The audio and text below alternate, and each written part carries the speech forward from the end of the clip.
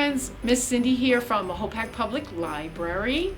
And Thanksgiving is over, and the signs of the coming season are already everywhere.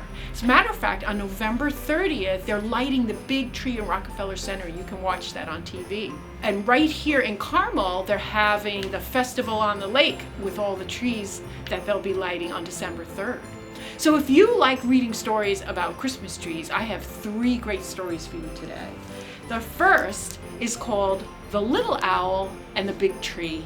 And it's a Christmas story written by Jonah Winter and illustrated by Jeanette Winter, published by Beach Lane Books. And this story is actually based on true events that happened in 2020. And this book was published in 2021. And it's a story of this little saw-whet owl, which is the smallest owl that you can find in the United States. And she was living by herself in a beautiful big spruce tree, and they live in little holes, and she's enjoying her life up there in the forest when one day her tree gets cut down. She's hiding in her little hole, and the tree is wrapped up with this little owl inside, and they take her all the way to New York City. And when one of the workers is putting the lights on the tree and taking the branches and spreading them out, they find this little owl, and she actually becomes famous. They nickname her Rockefeller because the tree was taken to Rockefeller Center. So it does have a happy ending. I'm not going to tell you all the details of the story so that you can pick it up and read it yourself. So that's The Little Owl and the Big Tree. The second story I have for you is very similar. It's about a bird, actually 2 birds, that find their way also to the tree in Rockefeller Center. And this one is called Red and Lulu, and it's by Matt Tavares, written and illustrated by Matt Tavares.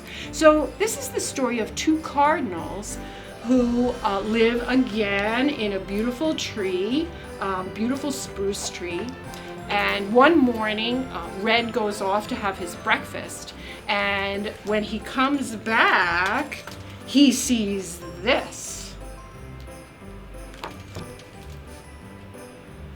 So Red is so worried about Lulu. She's still in the tree.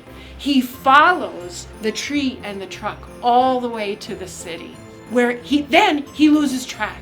So he has to fly all around New York City looking for the tree and Lulu. And some of the Matt Tavares' illustrations are a bird's eye view of New York City with all the beautiful holiday decorations. So the illustrations are just so lovely to look at, especially this time of year. So do you think that Red eventually finds Lulu? And what happens to their home now that the tree's been cut down? Again, you'll have to read the story to find out. So this is Red and Lulu by Matt Tavares. And the final story that I have for you today is called The Great Spruce. This one is written by John Duvall and illustrated by Rebecca Gibbon. And it's published by G.P. Putnam & Sons in 2016. So this is a story of a boy named Alec who loves to climb trees, and his favorite tree to climb is a great spruce that his grandfather planted. One day, some people come and ask, can they take the tree and use it in the city for their Christmas tree? And the grandfather agrees, but on the day that they want to cut it down, Alex stands in front of the tree and protests he doesn't want his beautiful climbing tree cut down. So he convinces everyone to save the tree and keep it alive and just borrow it. So you'll have to find out how he does that.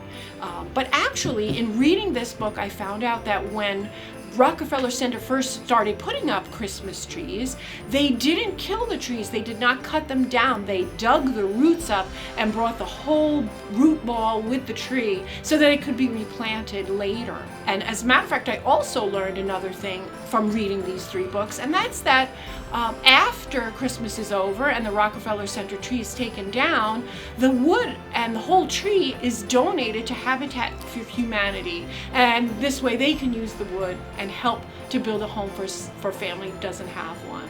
So thank you so much for watching. I hope you have a fantastic holiday season, and I look forward to seeing you in the new year back at the library. So Merry Christmas, Happy Hanukkah, and Happy New Year. See you at the library.